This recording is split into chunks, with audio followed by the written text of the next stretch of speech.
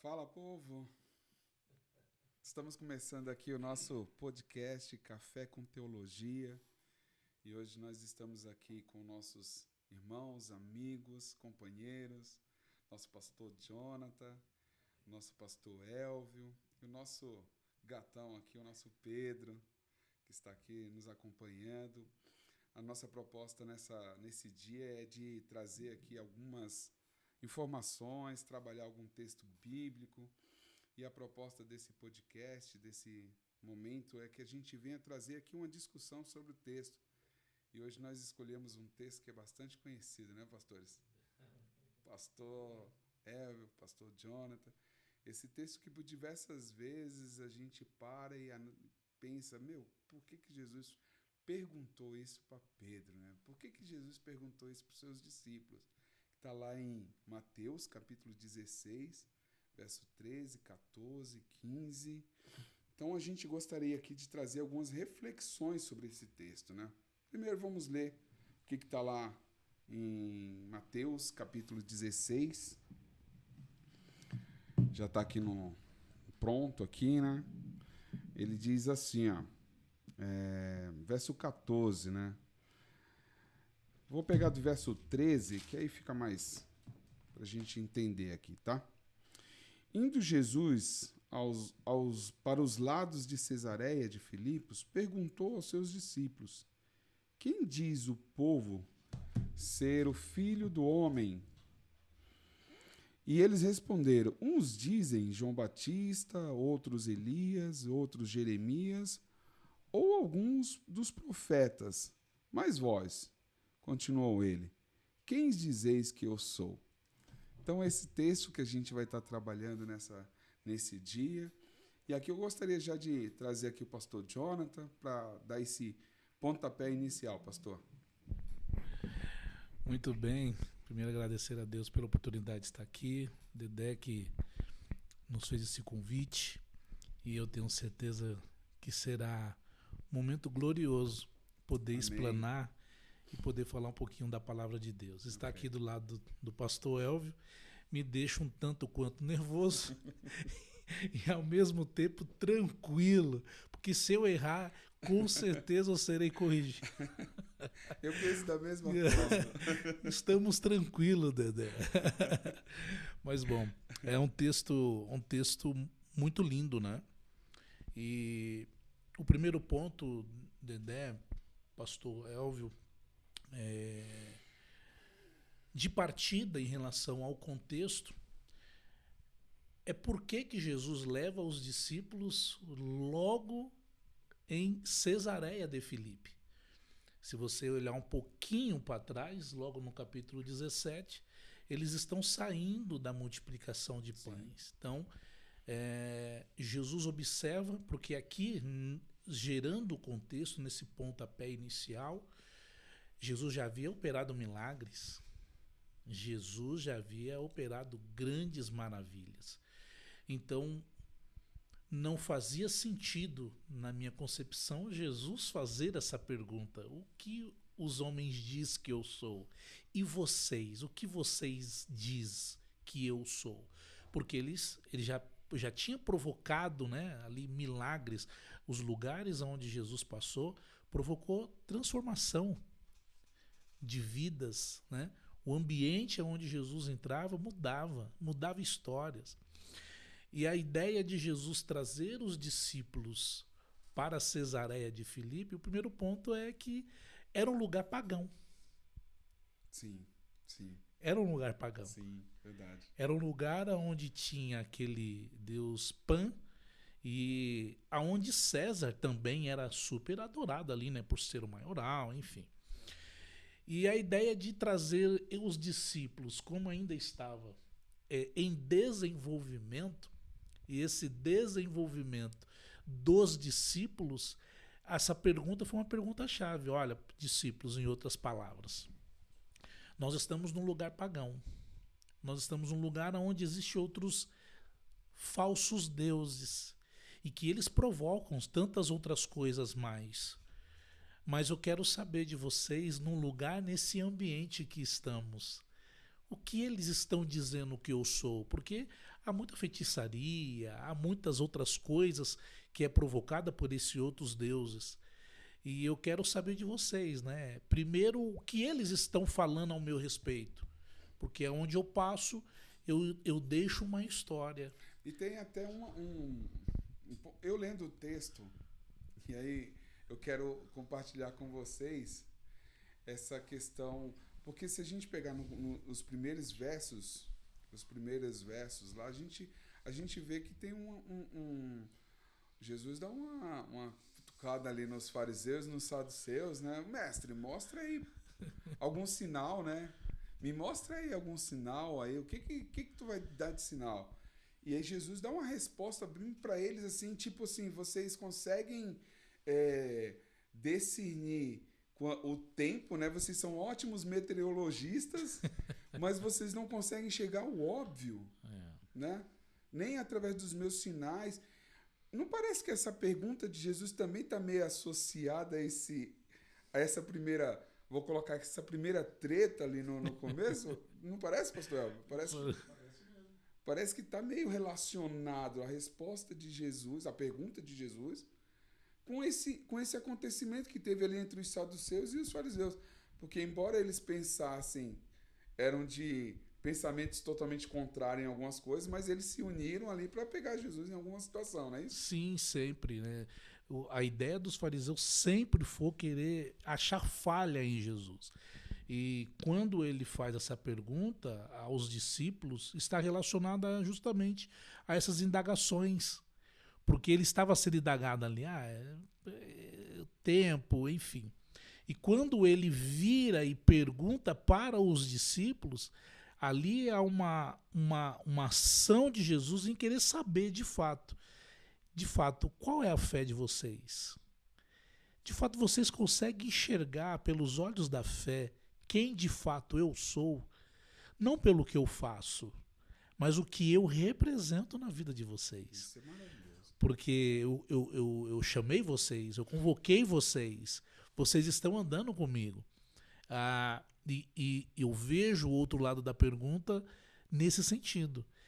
Eu estou desenvolvendo vocês, mas eu quero saber não é exatamente o que eles pensam de mim. Eu quero saber de vocês que já estão andando comigo.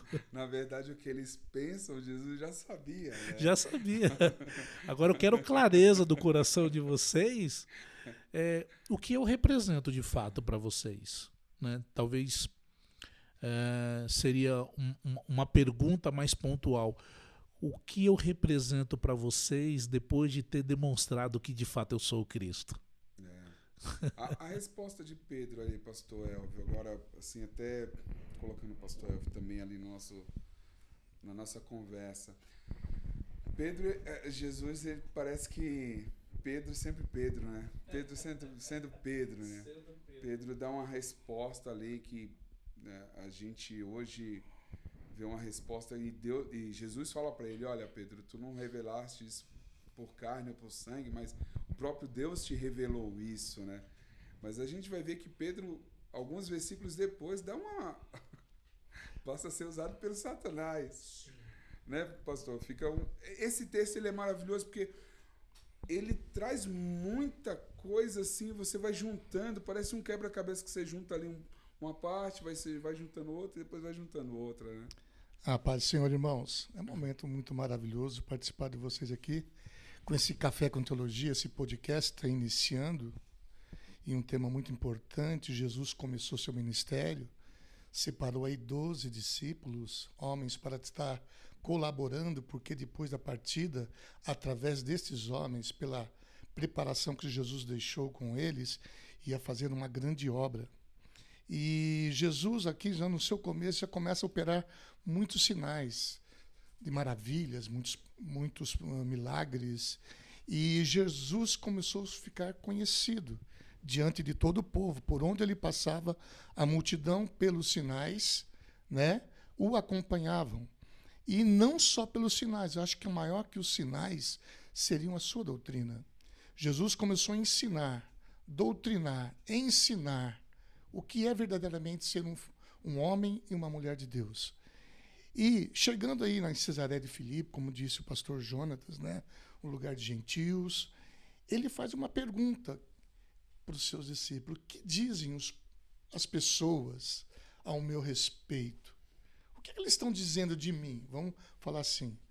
Uns dizem que você é Elias, outros dizem que você é Jeremias, ou um dos profetas, pessoas grandes da palavra da Bíblia, né? Agora a pergunta-chave para nós hoje: e vós? Quem disseis que eu sou?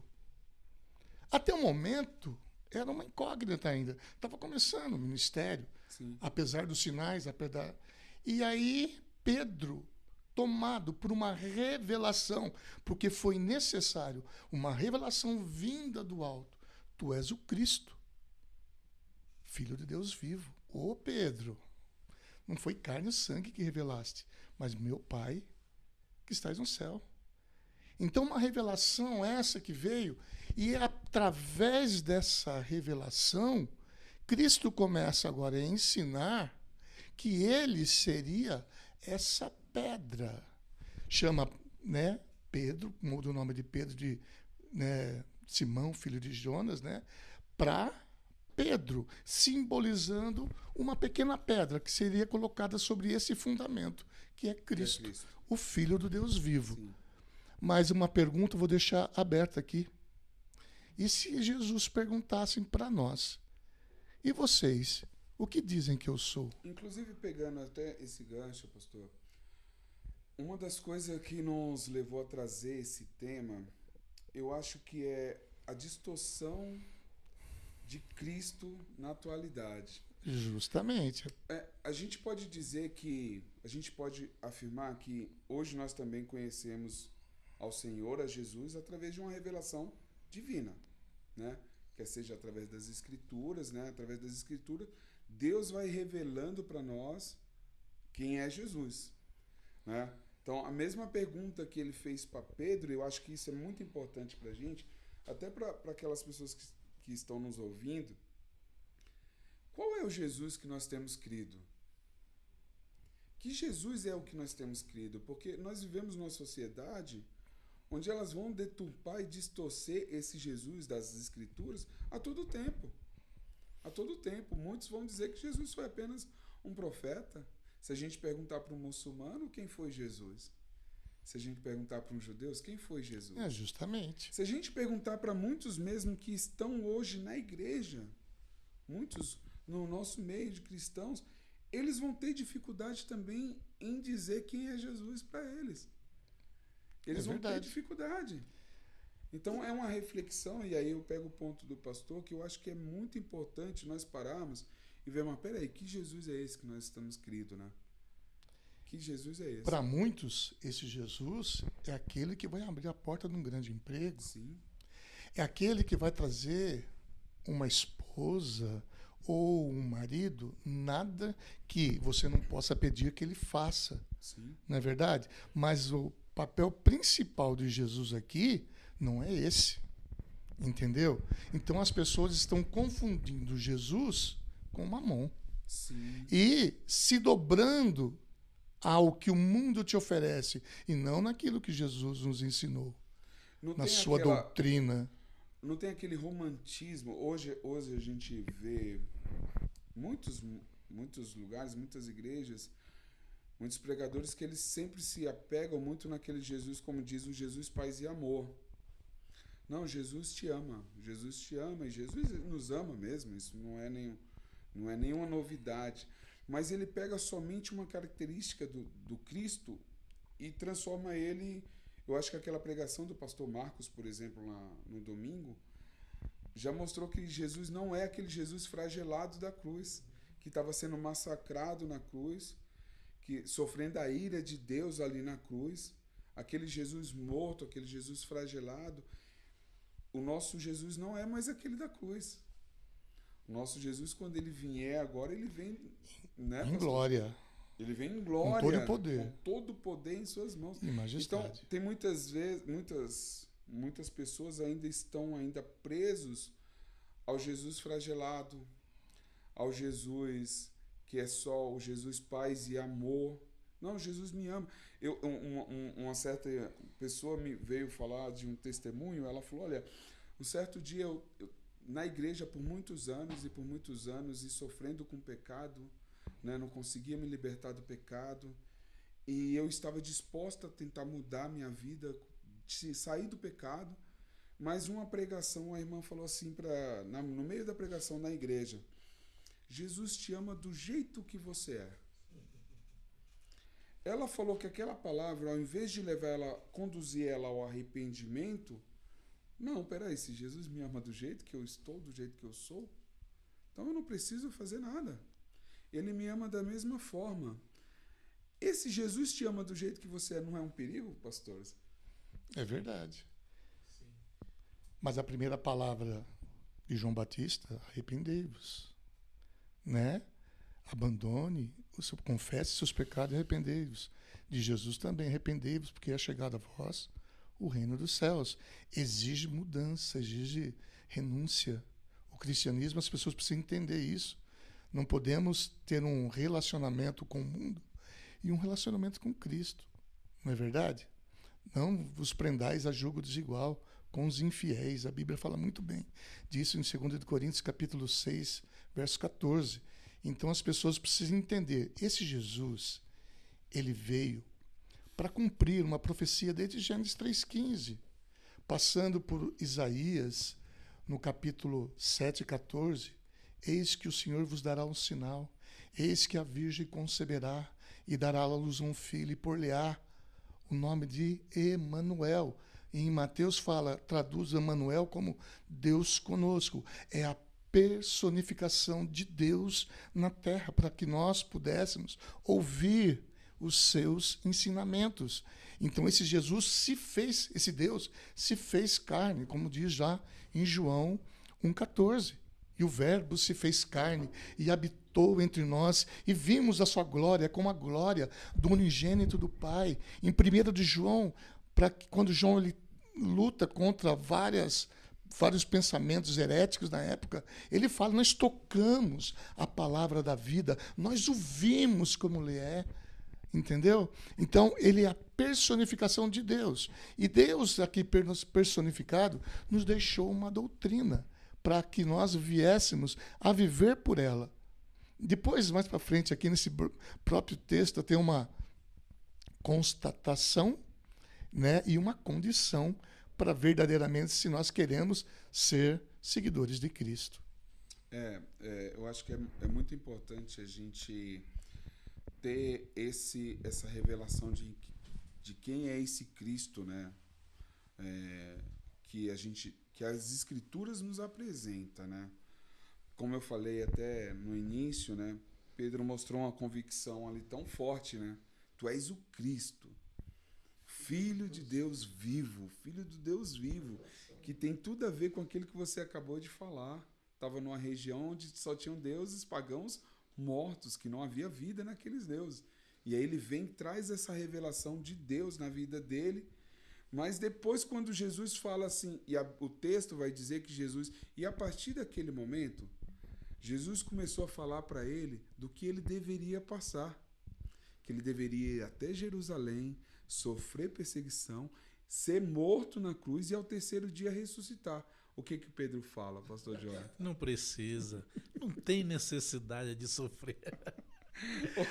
E ali uma repreensão, né? Uma repreensão. Ao mesmo tempo que ele fala, tu és o Cristo, o Filho revelado, do Deus né? vivo, revelado. Ele não sabia muito bem o que significava ser o Messias, parece. Não parece algo assim, não, peraí. Eu sei que tu és o Cristo, mas a parte você da não morte precisa da padecer. Cruz... É por isso que eu achei interessante esse tema, porque vai de encontro a nós hoje. O que Cristo representa? Eu observando aqui o pastor Elvio falando, a pergunta para nós hoje não é o que ele já fez na nossa vida, o que ele representa. Sim. Porque as pessoas buscam isso, né? O Deus do milagre, o Deus que vai abrir portas, o Deus que cura, o Deus que faz milagres e maravilhas. Mas nós estamos lidando com um Deus que desceu dos altos céus. Que se relaciona. Que se relaciona e que ele se despiu de toda a sua glória. Sim, sim. Ele se despiu de toda a sua glória para padecer por nós. Padecer e se compadeceu e de um ato misericordioso, né, e gracioso nos deu o direito da salvação. Sim. Então, o Deus que está sendo pregado, o Cristo que está sendo pregado em alguns lugares, não é o Cristo que se revelou nas Escrituras Sagradas. Venha como estás, ficas como você quiser, porque ele te ama do mesmo jeito, como você contou a história. E não, o Evangelho é transformação. O Evangelho, ele transforma, ele nos traz e nos faz viver em novidade de vida.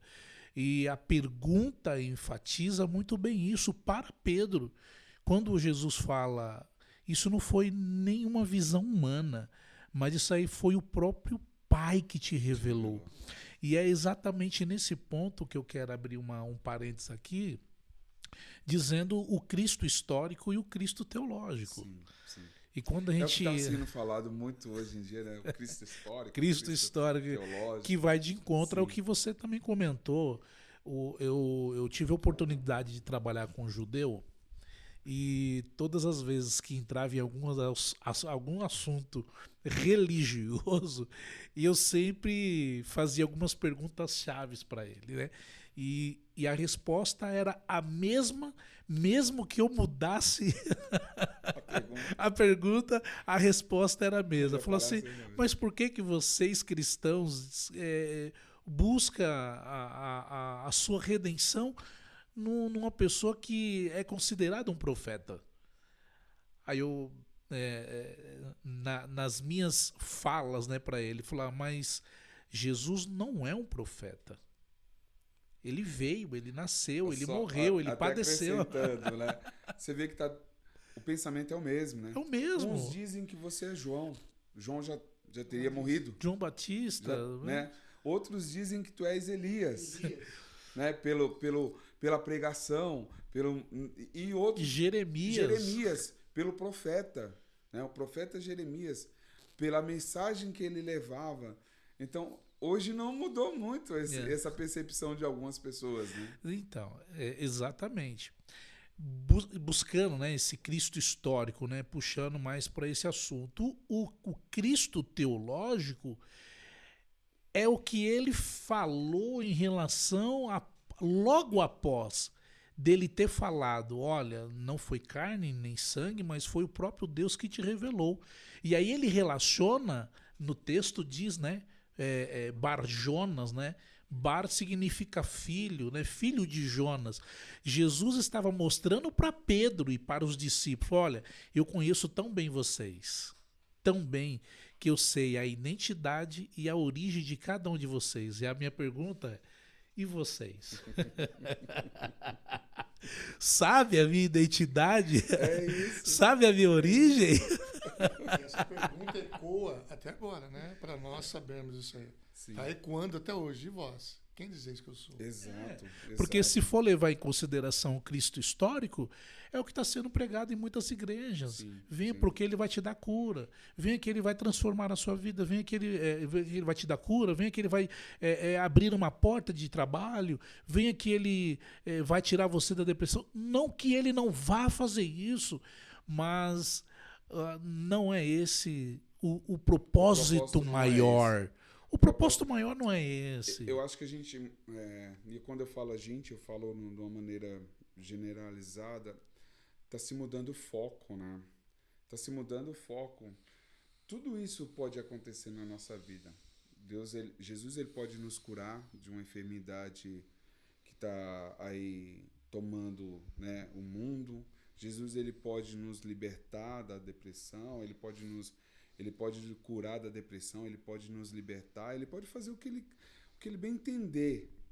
Mas tudo isso eu acho que é um crédito, é um bônus a mais.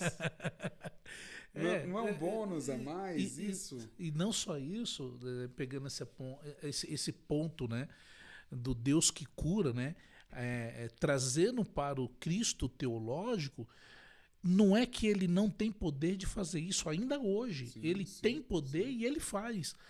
Mas, nesse parênteses que ainda está aberto, eu não sei qual é a maneira que ele vai me levar para o céu. Se é numa forma de arrebatamento individual, ou num arrebatamento com o corpo de Cristo, né, com o colegiado da igreja, ou se através de alguma ação, algum acidente ou alguma doença. E o que importa é que eu esteja salvo. Exatamente. Então, você, querido irmão, irmã, que nos ouve, né, nesse bate-papo aqui, esse café teológico, não fique preocupado se por acaso vier aprovação na sua vida, de alguma forma, através da saúde.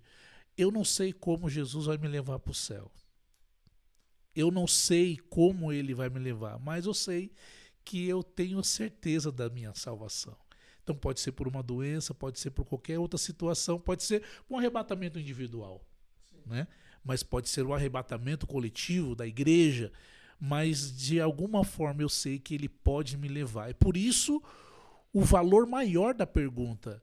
Eu quero saber o que eu represento na vida de vocês. Exatamente. O que eu represento na sua vida? Né? E esse Cristo teológico, aí fechando aqui, o Cristo teológico, que é a teologia, Deus, né? Elogia, estudo. Então, Cristo veio para apresentar Deus como Pai no Filho. Exato. Então, ele estava se apresentando para Pedro. Pedro, essa revelação veio tão do céu, porque é o motivo maior de eu estar aqui com vocês. O pastor Elvio, ele tocou no ponto e eu estava aqui pensando aqui, né? Porque existem duas dificuldades, no meu ponto de vista, tá? E vocês me corrigem se eu estiver errado. Mas uma primeira dificuldade é de entender quem é esse Cristo, né? De entender qual que é essa figura de Cristo para nós, para a igreja, o que ele representa. E outra é a obra de Cristo. Eu acho que tem muita gente que tem muita dificuldade de entender a obra de Cristo. Por que Jesus teve que morrer? Por que Jesus teve que padecer? Porque a cruz, pastor Elvio, na época de Jesus, era a coisa mais comum alguém morrer de cruz. Inclusive, eu preguei sobre isso na quarta-feira, e alguns estudos dizem que a morte de cruz ela já era tão comum para assassinos, para rebeldes. Roma, onde ela passava, ela deixava crucificados no caminho. Alexandre o Grande, em uma invasão só, ele crucificou mais de 2.000 pessoas. Os assírios, Senaqueribe, praticou a crucificação. Até dizem que foi a Síria que inventou esse método, né? Não foi algo que Roma inventou. Mas a gente vê que muitos na igreja, eles têm dificuldade, primeiro, de entender quem é Jesus e de entender qual foi a obra dele. Por que ele morreu? A gente perguntar, cara, o que representa a cruz para você? O que representa a morte na cruz? Muitas pessoas não vão ter como responder essa pergunta. Porque vivem, às vezes, alienado num evangelho que eu gosto de chamar esse evangelho que é pregado hoje de fast food, onde você sacia ali sua fome por aquele momento, mas depois você continua buscando algo para comer, porque ele não te sustenta, ele não te alimenta. É muito curto o tempo que mata a tua fome. Então essa igreja que prega hoje, esse Jesus que vai te trazer, vai te colocar em lugares altos, vai te colocar, você foi feito para ser cabeça e não cauda, você não nasceu para sofrer, Jesus. Essa teologia, ela está minando a teologia da cruz, que aí está totalmente atrelado a Cristo. Se a gente entender a teologia da cruz, a gente vai entender quem é esse Cristo, né, pastor? Então, aqui nós vemos que Cristo falando, né, foi uma revelação de Deus para Pedro, e continuando, ele fala que ele teria que passar em Jerusalém. Sim. E ser morto, né? Então ele fundamenta essa igreja na pessoa dele.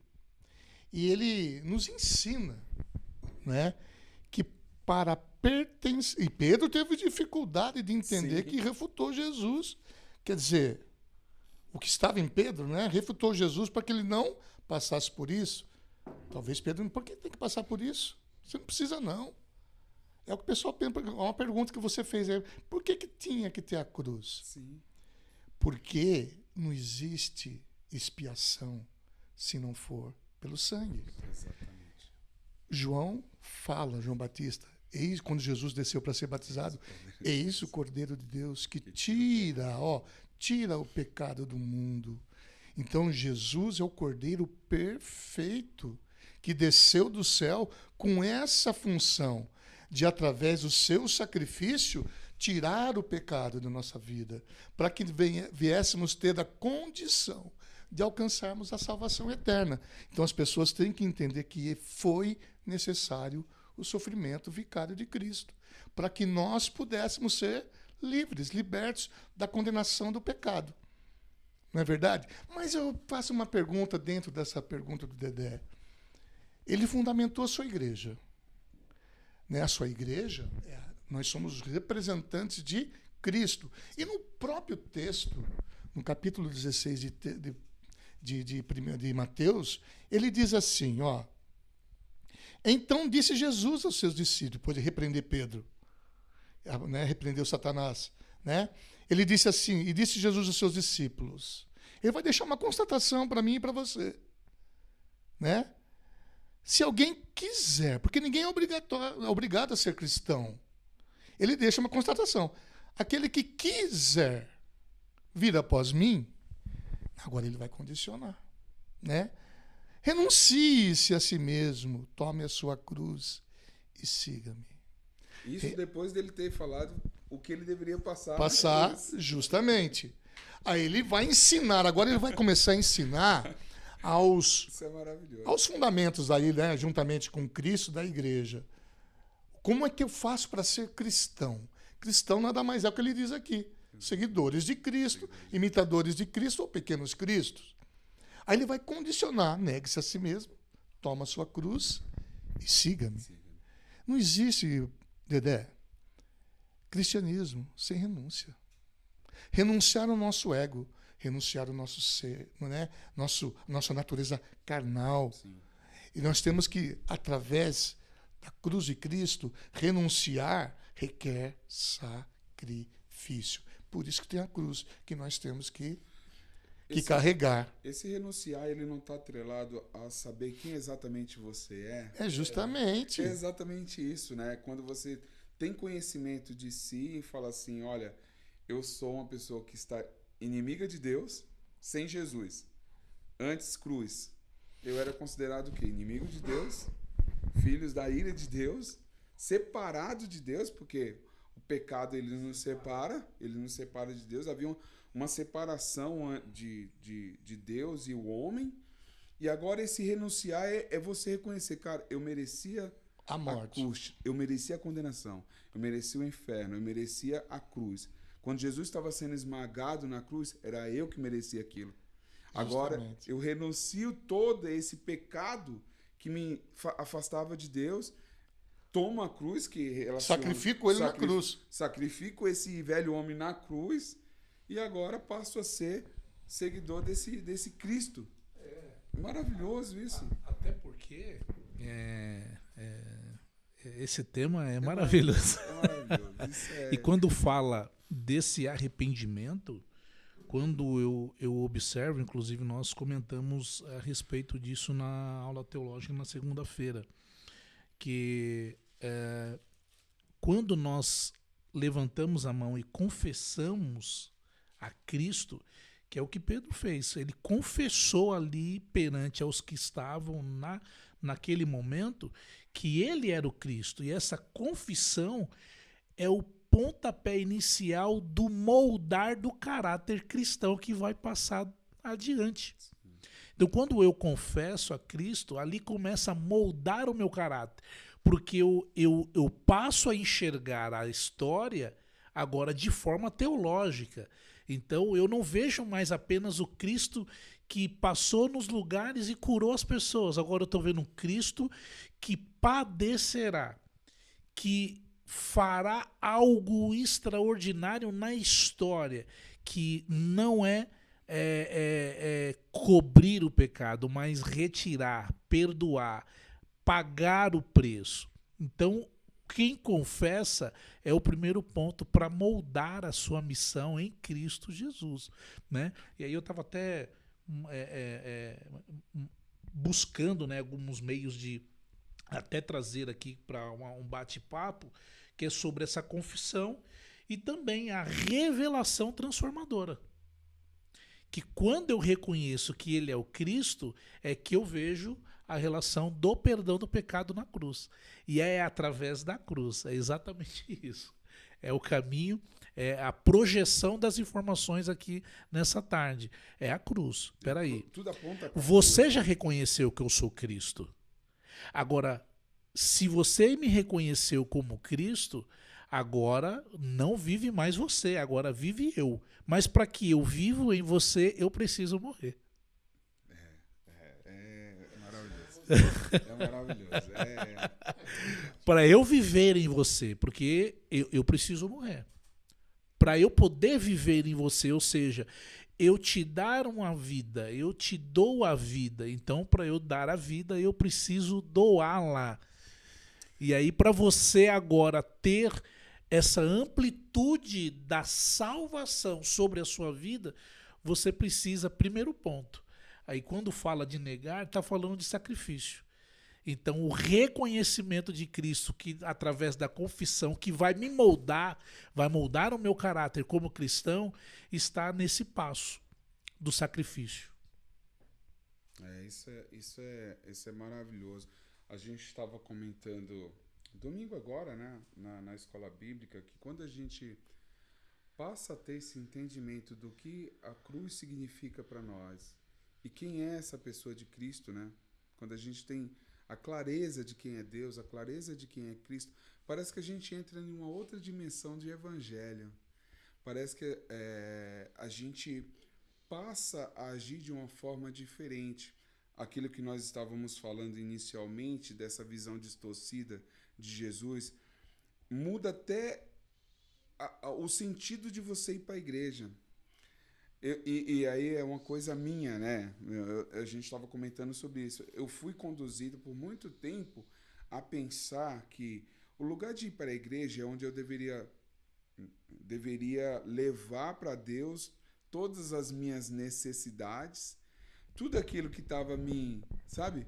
E apresentar para ele, falar assim, ó, eu quero sair daqui abençoado, né? Não tem um hino que diz, não saio daqui enquanto o Senhor não me abençoar. Então, eu vinha com esse sentido de que ir para a igreja é sair de lá abençoado. No sentido assim, eu vou buscar, se eu não tenho casa, é lá que eu vou ter que buscar. Se eu preciso trocar de carro, um carro mais novo, é lá que eu vou buscar. E aí, uma visão distorcida do evangelho leva a gente a pensar dessa forma. Hoje Deus me deu uma clareza que eu falo, não, eu não posso sair da minha casa pensando em buscar algo na igreja. Eu preciso ir lá para oferecer. Oferecer não só para o Senhor, mas para os irmãos. Quantos irmãos, às vezes, chegam na igreja com sérias dificuldades, com problemas no casamento, com problemas com o filho. Se a gente tiver essa perspectiva que eu vou lá, olha, eu estou indo lá para oferecer. A minha visão muda. A minha visão muda de culto. A gente não passa a não ser mais tão crítico, né? Tem aquelas pessoas que ela vai para a igreja com a lista, e eu que sou líder do Ministério de Louvor, eu ouço muito isso. Irmão, esse hino falou tanto comigo durante a semana. O Provérbios 22 fala, né? Dá. A sanguessuga tem 2 filhas. Só dá. Exatamente. A gente vai condicionado para o culto com aquilo que a gente gosta, com a nossa checklist ali, ó. Não, eu gosto desse louvor. Eu gosto de ouvir o pastor Jonathan e o pastor Elvio pregar. Eu gosto daquela irmã cantando. Então a gente já vai com tudo montadinho. Se sair fora, o culto não... Nossa, o culto hoje foi frio. O culto hoje foi... Deus não falou. Os irmãos cantaram aqueles mesmos hinos. O evangelho tem que ter renúncia. A renúncia causa em nós sacrifício. certo? Tem um texto lá em Romanos 12 que diz assim, ó: rogo-vos pela compaixão de Deus que apresenteis o vosso corpo como sacrifício vivo, santo, agradável a Deus, que é o vosso culto. Você acabou de falar aí, ó, racional, consciente. E não vos conformeis, não vos amoldem com este mundo, mas transformai-vos pela renovação da vossa mente, vosso entendimento, para que possais experimentar qual seja a boa, agradável, perfeita vontade de Deus. Então, Dedé, quando a gente renuncia, e você nessa cruz que você está carregando, quando ele diz aqui, você vai sacrificando o velho homem, né? E vai nascendo um novo homem. Como diz o Jonas, a santificação ela é gradativa. Ela, né? A gente vai gradativamente, vai se santificando. A vereda do justo, como a luz da aurora, vai brilhando mais e mais até ser dia perfeito. Então a santificação é gradativa. Chega a tal ponto que Paulo fala: já estou crucificado com Cristo, vivo não mais eu, mas Cristo vive em mim, e a vida que eu vivo na carne, vivo na fé do Filho de Deus, aquele que me amou e se entregou a si mesmo por mim. Aí eu começo a tomar ciência o que é ser um verdadeiro cristão. Eu não vou ganhar, eu vou perder. Aparentemente, que ele diz aqui, porque aquele que quiser ganhar a sua vida ou salvar a sua vida, perdê-la-á. Mas aquele que perder a sua vida por amor de mim, ganha-la. Quando você não quer fazer a sua vontade, não é verdade? Você renuncia, você ganha o quê? A intimidade com Deus, que quando a gente começa a se santificar gradativamente, você passa então a ter uma íntima comunhão com Deus. E isto, né, preenche o homem no ser interior. E aí você passa então a ter paz com Deus. O sucesso numa perspectiva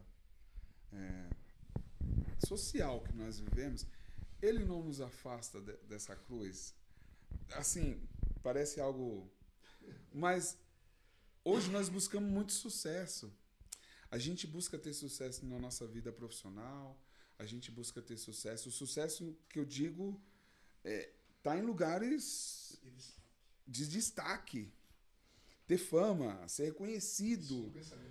Esse é um pensamento mundano, mas que se a gente parar e analisar, pastor, impregnou em todas as igrejas. As pessoas não querem mais parece que o servir na igreja, ele virou uma ofensa. A gente vê, desculpa até a minha sinceridade aqui, mas a gente vê muitos obreiros que eles acham que o ministério é uma escada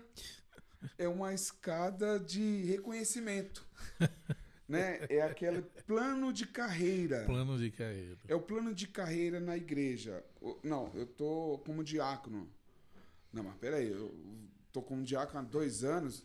Por que eu ainda tô como diácono há 2 anos? Tá na hora de subir de cargo. Tá na hora de eu subir de A cargo. promoção. E aí, pastor, quando é que eu vou, né? Quando é que eu vou ter um reconhecimento? E aí, para presbítero. E aí tá no presbítero. Não, mas peraí, eu já não quero fazer mais aquilo que eu fazia como diácono. Esse negócio de passar um pano no banheiro não é mais para mim. Ô diácono, e olha com olhos altivos. Ô diácono, o banheiro tá molhado lá, ó. Vai lá limpar. E aí, conforme ele vai subindo, ele vai esquecendo que o evangelho é servir. É servir o tempo todo. Eu falo sempre, né? Quanto mais você sobe numa escala eclesiástica, mais você desce para servir. Exato, pastor. Tem um curso que, em partes, foi até desenvolvido por mim, isso é para a glória de Deus, chama CPO, Curso Preparatório para Obreiros. Eu fui dirigente de congregação lá na famosa cidade turística de Santana de Parnaíba, e eu tive o privilégio de servir pessoas lá. E foi um dos pontos específicos que o próprio pastor enxergou em mim. Jonatas, eu costumo, não é selecionar obreiros, mas eu costumo observar os obreiros. Aquele que serve mais é esse que tem um dom de estar na frente dos trabalhos, em departamentos, igreja, né? Tem uma visão administrativa eclesiástica, porém tem uma visão relacionada ao serviço, que é servir. E aí eu acabei entendendo isso, e foi quando eu comecei a desenvolver alguns temas relacionados a isso, e saiu aí o curso preparatório para obreiro. E no curso preparatório para obreiro, a escada é invertida. É invertida. E quanto mais você que é o que o pastor Elmo falou agora, você não sobe, você desce. Sim. E quanto mais se aproxima ao pastorado, muito mais responsabilidade, muito mais cobrança. E eu estou vivendo isso, eu estou vivendo isso na prática, né? Você se conhece a minha história, sabe que nós estamos vivendo isso. Nós estamos descendo a escada, chegando num nível de responsabilidade muito maior e uma cobrança muito maior. E a gente sabe que quando se trata desse ambiente cristão, né, principalmente os departamentos da igreja, o maior destaque não é aquele que é servido, é aquele que serve. E qual é o nosso maior exemplo? Cristo. Pedro, se eu não lavar os seus pés, você não tem parte comigo. Pedro sempre destaque, né? Pedro né? sempre Pedro em destaque. Esse Pedro é uma bênção, né, Pedro? Sempre destaque. Pastor, Jesus me banha logo, né? Joga um balde de água aí. Lava-me, Senhor. Porque é exatamente isso que Cristo veio por amor a nós. Servir. E aí a gente precisa até pontuar, né, pastor, que Jesus não instituiu uma doutrina ali, né? Eu já vi muitas igrejas pegando e fazendo a aplicação literal do negócio, né? Então na Santa Ceia, vai lá, os obreiros ficam sentados numa mesa e o pastor vai lá lavando os pés. Não foi isso que Jesus quis. Jesus não quis estipular uma doutrina, ele não estipulou uma doutrina. Não. Ele colocou exatamente isso. Olha, se eu que sou, né, mestre, vocês dizem que eu sou o mestre e lavo os vossos pés, vocês devem fazer o mesmo. Porque estava havendo ali uma dissensão entre eles. Né? Vocês têm que ser o exemplo. Exatamente.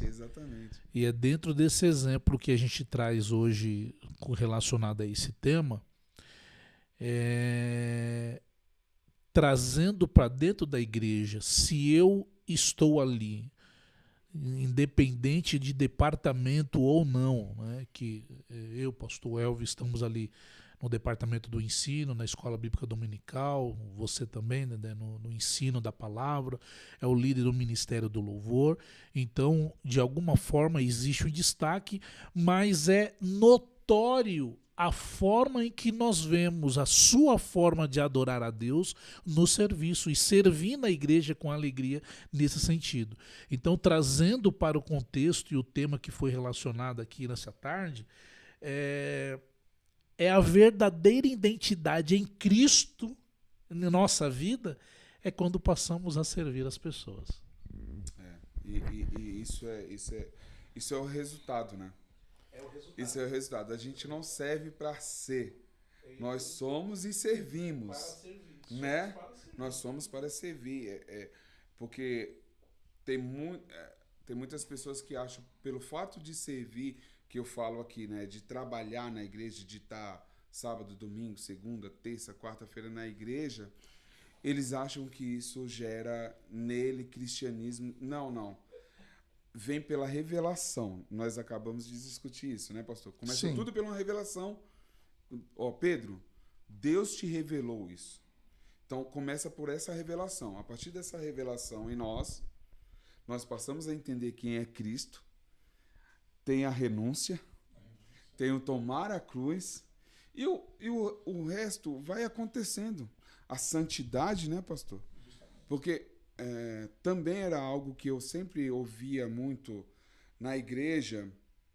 Quando se fala em buscar santidade, o que muitas pessoas associam em buscar a santidade?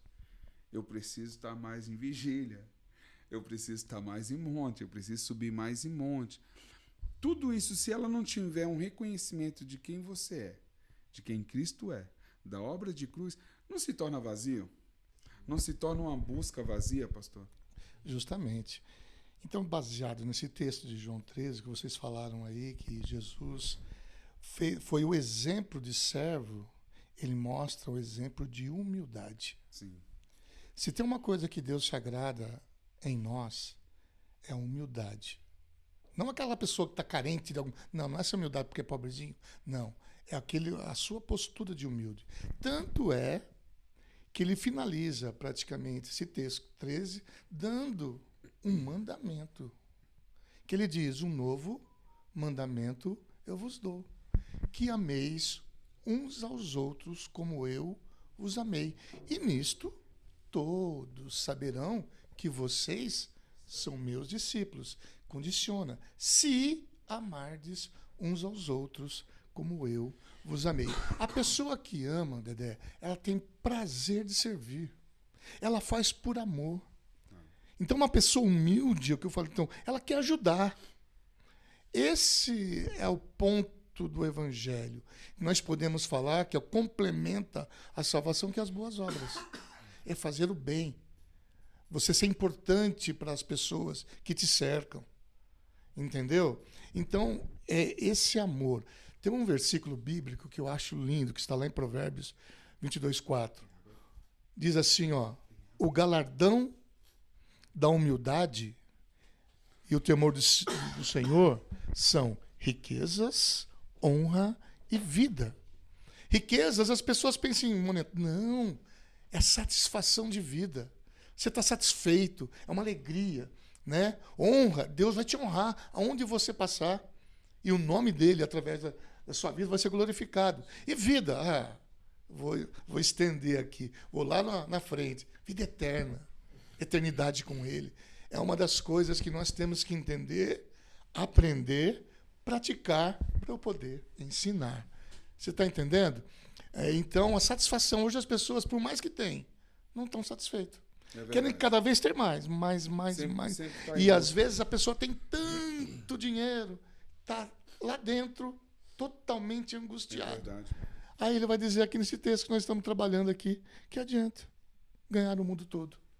Exato. E perder a sua alma. Exato. Por que você quer ser sempre o primeiro? Nós estamos aí num campeonato mundial aí, só um vai ser campeão. A briga para ser o primeiro. Não é verdade? Assim é no mundo. O banco quer ser maior que o outro, quer outro. Uma igreja, hoje em dia, eles estão falando assim, não falam, mas vem, não é Cristo, vem aqui encontrar Cristo. Não, vem para a minha igreja, porque na minha igreja, não, Deus, nem fala mais o nome de Cristo. Está na mídia aí, não vou falar, né? Mas está na mídia. Eles anunciam a igreja, não anunciam Cristo. Então, gente, a humildade é uma coisa que Deus pede para nós desde a antiguidade. Ó homem, o Senhor te disse o que é bom. O que é que Ele pede de ti? Senão que pratiques a justiça. Ames a beneficência, faça o bem. E andes humildemente diante do seu Deus. E a pessoa que é humilde, ela tem prazer em servir. Sim. Com alegria e com dignidade. A satisfação está a satisfação está em Cristo, né? A gente se satisfaz em Cristo. As coisas já não traz mais satisfação. E eu acho que é um dos grandes erros aí da atualidade é a gente buscar satisfação nas coisas deste mundo. A gente está o tempo inteiro buscando satisfação. Nós perdemos o foco do que é eterno, nos prendemos no que é plausível ou exato, pastor. Momentâneo. Eu acredito que se a gente falar assim, olha, Jesus está voltando amanhã. Muitos crentes iam dizer, não, mas para que essa pressa? Estou fechando um grande negócio aí, peraí. Essa pressa toda? Eu já vi pastor, ele falou assim, olha, eu quero ser arrebatado, mas se Jesus falasse, vou te levar hoje, olha, é melhor esperar um pouquinho. Eu já vi muitos obreiros falar isso. Não tem mais satisfação. Sim, sim. É por isso que eu acho que a gente precisa, quando eu falo a gente, né, de novo, eu estou falando de uma maneira generalizada, a igreja, de pregações como a de domingo, do céu, da gente trazer cruz, da gente trazer céu para nós, de saber que a gente não é desse mundo, não. A gente está aqui de passagem. Sim. A gente logo Jesus pode nos chamar e a gente vai... E é aquilo que Paulo fala, né? Eu tô aqui, ó, o meu viver é Cristo, mas o morrer é louco, é ganho. Se eu morrer, não tem coisa melhor, gente. É o que eu falei, né? Não importa a forma que eu vou morrer, eu quero estar lá. Pastores, mas isso não começa de tudo desse texto? Sim, inclusive, foi bom você falar em relação ao texto, Dedé, que logo após Pedro ter confessado, logo após ele ter falado Bar-Jonas, depois que ele trouxe a identidade de Pedro, depois ele fala, por causa disso, e sobre esta pedra, lá na frente ele fala, eu vou te dar a chave. Eu vou te dar uma chave. E essa chave não abre qualquer porta. Essa chave é a chave do reino dos céus. Olha só que profundo. Eu te darei, versículo 19, e eu te darei. Estava vindo da mão do próprio Deus. Exato. Do próprio Cristo. Estava sendo derramada sobre a vida dele ali. Eu te darei as chaves do reino dos céus. Ele estava dizendo ali, Pedro, por essa revelação que veio do alto, eu vou te dar essa chave. Essa chave representa para você, Pedro, a autoridade. Nossa, é maravilhoso isso aí, cara. A autoridade dos céus. E Pedro também representa, no caso aí, a igreja. Sim. É o reino dos céus. Não é verdade? Então é um texto... Não como muitos distorcem esse texto, né, pastor? Justamente. Então, em favor próprio, né? A igreja hoje... Muitos distorcem esse texto. É a representação nesse mundo sistemático do mal. Ela é a representação do reino de Deus. Sim, sim. Você está entendendo? E por isso que eu e você somos o quê? Segundo Coríntios. Sim. Embaixadores, representantes de Deus na terra. Está lá em 2 Coríntios, a partir do capítulo 5, verso 17. E nós estávamos falando aqui de as pessoas deixaram para olhar para o que é eterno e se prendeu muito no que é terreno, porque estão deixando de pôr em prática uma palavra que tem 2 letrinhas: fé. A fé é o firme fundamento das coisas que se esperam, a prova das coisas que não se veem. Está além da ótica humana. Nós estamos parados muito na ótica humana. E quando deixa de olhar, porque é muito maior que a ótica humana. Porque tudo que você e eu vemos é rápido, é momentâneo, envelhece. Mas o que Deus tem para nós é coisa que é eterna. Por esse texto, né, de 2 Coríntios 5, 7, que diz lá, o justo, ou por crente, não vive por vista, ele vive por fé. Para complementar esse pensamento, já diz lá em 2 Coríntios, capítulo 6,14, se não me engano, não é 6,14, 4,16, diz assim, ó, não desfaleçais, ainda que esse vosso homem exterior se corrompa, contudo, o interior se renova a cada dia. Porque essa leve e momentânea tribulação, os dias que passamos aqui, meu irmão, é luta. É contra a nossa natureza. E nós temos que renunciar à luta, tudo quanto é lado. Porque essa leve e momentânea tribulação há de produzir em vocês um fruto eterno de glória, muito excelente. Aí ele finaliza assim, não atentando para as coisas que se veem, mas para as que se não veem. Porque as que se veem, é palpável, né? É passageira, efêmera. Mas as que se não veem, são eternas. É isso, Dedé, que Deus quer fazer para nós. Não se prender no que o mundo te oferece. Deus tem coisa muito melhor. Moisés deixou a glória do Egito, preferiu sofrer com seus irmãos, porque ele sabia que Deus tinha coisa melhor. Ele creu no invisível. É isso que o Senhor quer de mim e de você. E é isso que nós precisamos ensinar da igreja. Sim. Que as pessoas não perca o foco do eterno e se perca no que é temporário. Sim. Amém?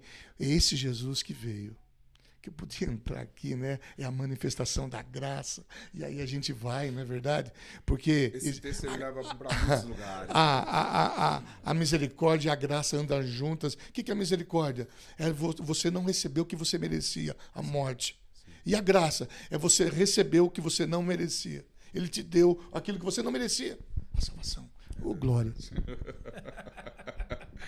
Eu acho que se a gente passasse aqui horas e horas falando sobre esse texto, a gente conseguiria extrair coisas maravilhosas que Deus quer nos ensinar através desse texto, né?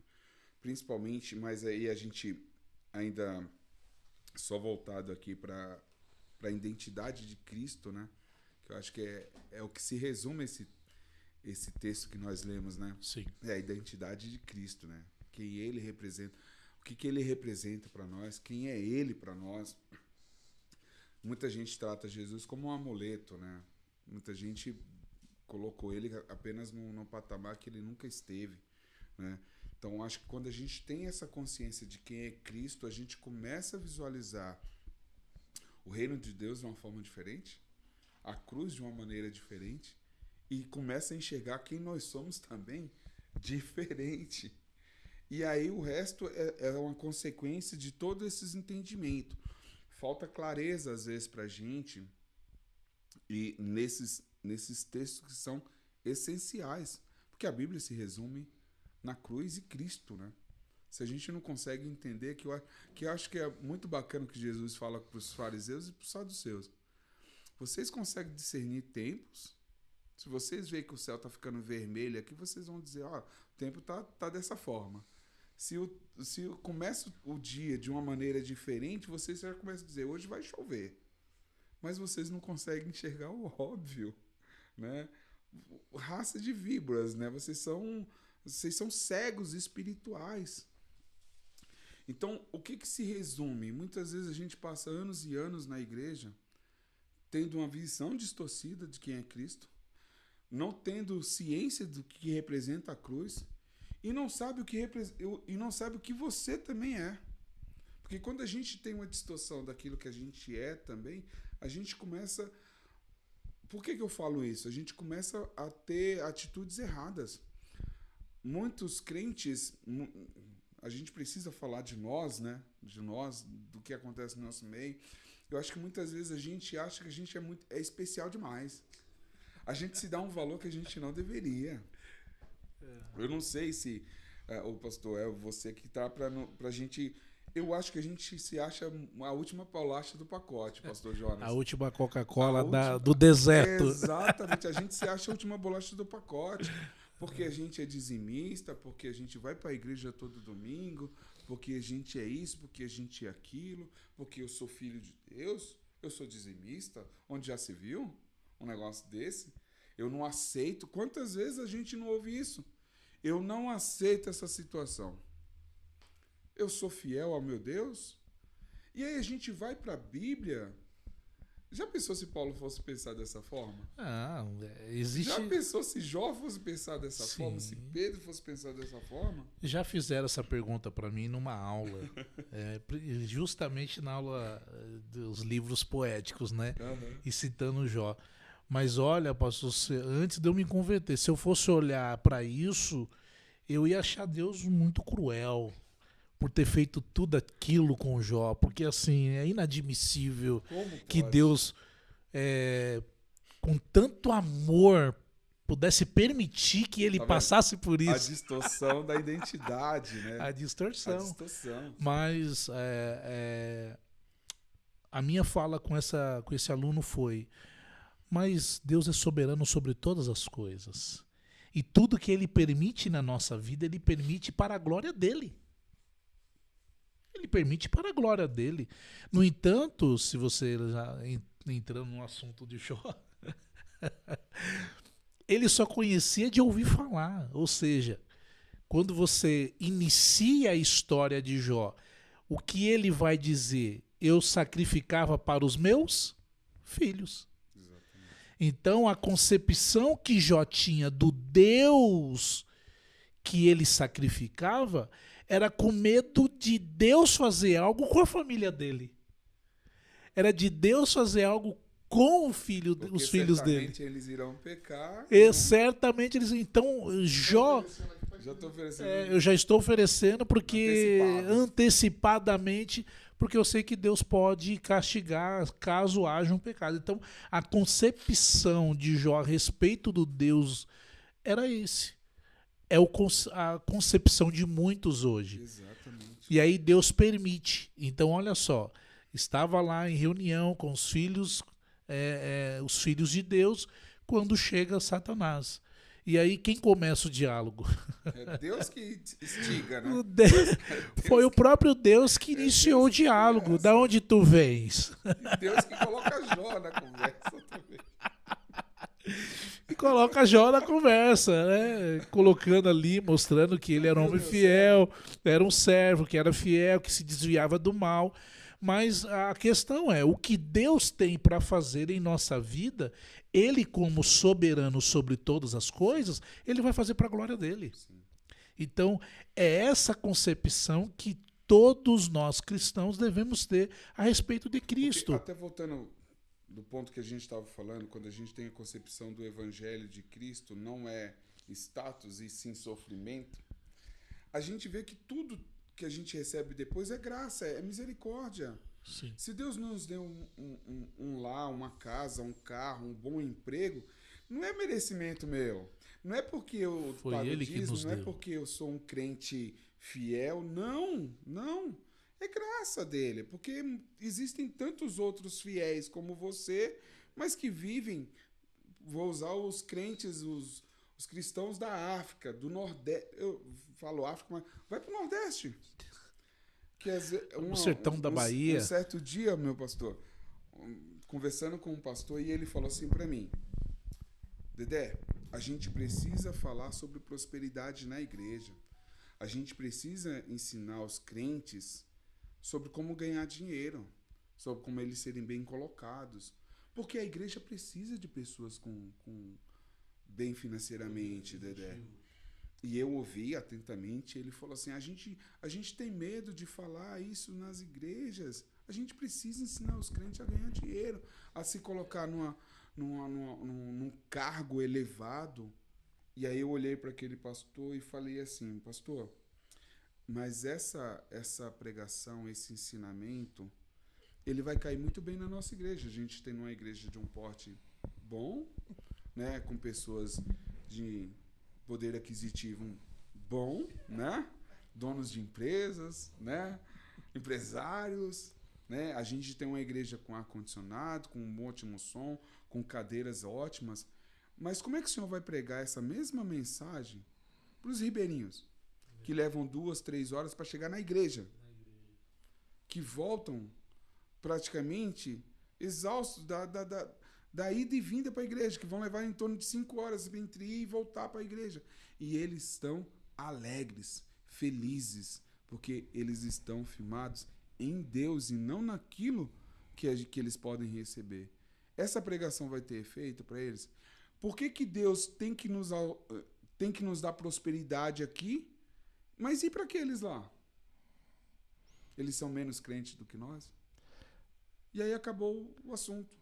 Se eu pegar, né, dentro da tipologia bíblica, Jó seria um tipo de Cristo. Sim, sim. Ele não precisaria passar por aquilo que ele passou. Sim. Ele era justo. Quem fala disso é o próprio Deus. Homem justo, reto, temente a Deus, se desvia do mal. É o que nós temos que fazer. Mas Deus apostava nele porque ele estava preparado para passar o que ele passou. Deus sabia, né? Justamente, nós temos que nos preparar para o dia da adversidade. Um verdadeiro crente, ele passa glorificando a Deus. Você está entendendo? A adversidade. Lá em, acho que é 21, 34 em diante de Lucas, fala que a tentação virá sobre todos os homens da terra. Mas para falar assim, ó, e sejais ávidos de digno de estar em pé diante do Filho do Homem. Tá bom? Digno de estar em pé diante do Filho do Homem. Então, Davi fala, uma coisa pedi ao Senhor e a buscarei, que eu possa estar todos os dias na casa do Senhor, contemplando a formosura do Senhor e sendo doutrinado, aprendendo no seu tempo. Para quê? Para que no dia da adversidade o Senhor me esconderá no seu pavilhão e no oculto do teu tabernáculo, por-me-á seguro sobre a rocha. Nós temos que fundamentar a nossa vida em Cristo. E aí a adversidade que vir, você passa glorificando a Deus. Porque a Bíblia também diz lá em 1 Coríntios, capítulo 10, verso 13. Não veio tentação sobre vós, senão humana. Mas sobre a tentação, ele também... Vou te dar o escape, que você não possa suportar. Dando isso, o escape. Então você suporta. E suporta glorificando a Deus. Então fica esse texto aí de pensamento para nós aí. E aqui esse texto é muito rico, a gente podia se aprofundar, né? Você falou de sinais e tudo mais. Essa geração incrédula pede um sinal. E aqui a outrora, há tempos atrás, tinha muitos sinais na igreja de curas, de milagres assim. E o que está acontecendo? Exatamente. E a Bíblia fala o que lá no capítulo 16 do livro de Marcos, do Evangelho de Marcos. Estes sinais seguirão aos que creem. Agora, eu sempre falo no curso teológico, na escola bíblica, não acontece porque nós não estamos nos separando como deveríamos, senão esses sinais aconteceriam naturalmente. O que está acontecendo agora é uma grande apostasia, né? Uma grande apostasia, infelizmente. É verdade. Pastor Jonathan, pastor Elvio, assim, tempo precioso esse, né? Que tempo maravilhoso. O tempo voa, né? E a gente está chegando aqui já para o final do nosso primeiro Café. de muitos, nosso primeiro café. Vocês nem tomaram É, café. eu tô namorando essa garrafa aqui já Pode colocar desde o início. Senão não faz sentido. Não faz sentido o tema. Teve a teologia, mas faltou o café. Aí não faz sentido. Né? Mas bom. É um tempo precioso e a proposta aqui nossa é exatamente trazer luz ao texto, né? Trazer ali uma prosa, uma conversa, né? Sim. Como se sentisse como se a gente estivesse ali numa padaria, sentado à mesa e falando das coisas de Deus, mas que tempo precioso, assim. Eu agradeço demais aí o pastor Jonathan, o pastor Elvio, o Pedro aqui, que aceitou o nosso desafio, e eu acredito em Deus mesmo, que a todos que estão nos ouvindo aí, com certeza receberam uma porção maravilhosa de Deus, assim. E aqui a gente poderia passar 2, 3 horas e horas falando sobre isso. Mas diga aí, pastor, para a gente finalizar, né? Bom, pastor Dedé, agradecer a Deus por essa oportunidade. É sempre bom falar das coisas do céu. Você, irmão, irmã, que estará assistindo esse podcast, abra sua Bíblia e escuta atentamente tudo que foi dito nessa tarde. Que o Espírito Santo venha continuar falando ao seu coração e que Cristo seja de fato o nosso alicerce. Ele já foi revelado para nós. Nós já conhecemos e reconhecemos, né, todo o seu senhorio, sua autoridade e toda a sua representação na nossa vida está num Deus que se despiu de glória, majestade, para vir ao mundo e morrer por nós, dar a sua vida por amor a nós. E esse alicerce que é Cristo, nós como igreja do Senhor, fazemos parte do corpo de Cristo, que possamos a cada dia entender e se aproximar dele. Quanto mais oramos, quanto mais estudamos, mais nos aproximamos de Deus. E eu quero agradecer, Dedé, pela oportunidade, pelo convite. Conta comigo sempre, estaremos aqui. E que Deus abençoe grandemente aí, Pedro, pastor Elvio. Aí eu fiquei mais tranquilo, né? Quando a gente está com o mestre aqui do lado, a gente fica mais tranquilo, né? Mas que Deus abençoe, foi uma tarde maravilhosa. e que o Espírito Santo continue falando aos Obrigado, nossos meu corações. querido. Obrigado, meu pastor. Pastor Elvio, obrigado, pastor Elvio, também por ter... Na verdade, vocês estão sempre prontos, né? Sempre prontos. Então, o que eu gosto e a gente precisa estar próximo mesmo de pessoas assim, né? Sempre prontas. Não tem problema. Pastor Elvio, muito obrigado. Obrigado aí, as considerações aí que o senhor faz. Eu que agradeço, né? É uma honra estar essa tarde aqui nesse café teológico, né? E o convidado especial está presente, que é o nosso Deus, Amém, através amém. do Santo Espírito. Isso mesmo. E que ele continue, através das nossas vidas, ser glorificado. Que nós venhamos ter uma vida irrepreensível, que venhamos ser um exemplo de cristãos onde quer que estejamos. Que o nome dele, verdadeiramente, através de nós, seja anunciado. Porque nós fomos chamados por testemunhas de Cristo. Não é verdade? Nós temos que nos doar, nos gastar mais para a obra e o reino de Deus. E que o Senhor nos capacite, nos habilite, não só nós, mas a todos aqueles que estiver nos ouvindo, quer no podcast, quer no nosso ministério cotidiano, na nossa vida social, onde quer que estejamos. O Senhor Deus venha a ser conhecido através do nosso exemplo. Tá bom? Que a palavra do Senhor verdadeiramente venha a ser guardada na mente de cada um, para que não venhamos pecar contra o Senhor, que venhamos ser pessoas irrepreensíveis, responsáveis do ministério que Ele tem nos presenteado com os dons, né? Sim. E que nós venhamos verdadeiramente pôr em prática aí e fazer a obra com muita alegria, humildade, amor e determinação. Obrigado aí, ó, pastor Dedé, evangelista Dedé, vamos falar assim, né? Adorador Dedé. Né? O Pedrão está aqui com a gente, o pastor Jonatas, e estamos aqui juntos para somarmos, para fazer o melhor para o nosso Deus.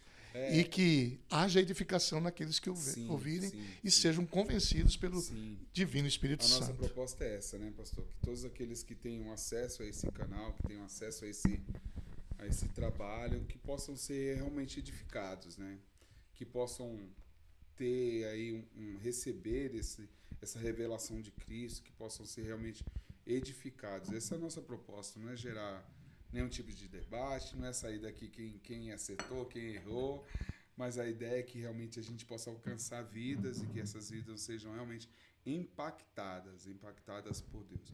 Bom, Pedrão está aqui, Pedrão tem sido uma bênção, Pedrão foi que ressurgiu aí com o projeto, Dedé, vamos colocar para frente, vamos. Pedrão nos ajudou muito, e o Alex que disponibilizou esse espaço maravilhoso aqui pra gente, né?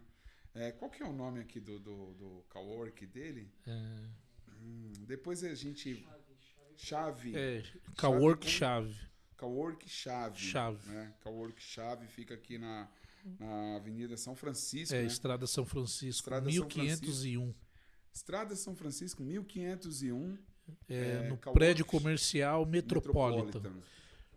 Do lado, né? Do lado do shopping. Tabuão, então... Mas só um detalhe, Dedé. Diga. Eu acho que tudo aqui está perfeito, como o pastor disse. A presença do melhor está aqui, a presença de Deus está aqui. Mas parabéns, Dedé, você caprichou na xícara. Tinha que ser amarela. Caprichou, tinha que ser amarela. Para copiar o slogan ali. E foi engraçado, porque eu falei com o Pedro, Pedro me mandou várias artes, né, Pedro? E aí eu falei, Pedro, cara, troca o O pela xícara, mano, amarela com um cafezinho subindo para dar um... E aí eu em casa eu falei assim, rapaz, a minha esposa tem um conjunto de xícara amarela, eu vou levar. Só que o detalhe, viu, pessoal? Só a nossa xícara é amarela. Só que o Dedé, ele trouxe... Eu não tinha uma amarela desse tamanho.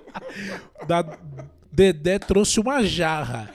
Não foi uma xícara, foi uma jarra. Mas tem água aqui, é que eu não tomo café. Eu invento o nome, café com teologia, mas eu não tomo café. Perfeito. Mas foi uma bênção estar com vocês aqui. O Alex, maravilhoso o espaço que o Alex aí se reservou para nós, né? Separou para nós. Ele não está aqui, mas a gente deixa o nosso agradecimento. Pessoal, povo, até o próximo episódio. E a gente vai pensar e elaborar um tema aí para nós estarmos juntos de novo. Eu quero vocês de novo aqui para a gente falar de mais alguns textos bíblicos E aí a galera que vai conhecer aí o nosso projeto, Café com Teologia, o que faz aí? Eu não sou muito desse negócio de rede social, mas o que o pessoal vai fazer lá nos cortes? Vai ter que fazer o quê, Pedrão? Acompanhar as redes sociais, se inscrever no nosso canal, ativar o sininho. É isso aí, ó. Compartilhar, né? Compartilhar, se inscrever no canal, curtir, Mandar pros amigos. mandar para os amigos. É um começo de um projeto que eu acredito, em nome de Jesus, que vai perdurar aí por muito tempo. Em nome de Jesus. Deus abençoe a todos vocês. Amém. Logo mais a gente se vê, né? Logo mais. Deus abençoe, viu, Pedrão?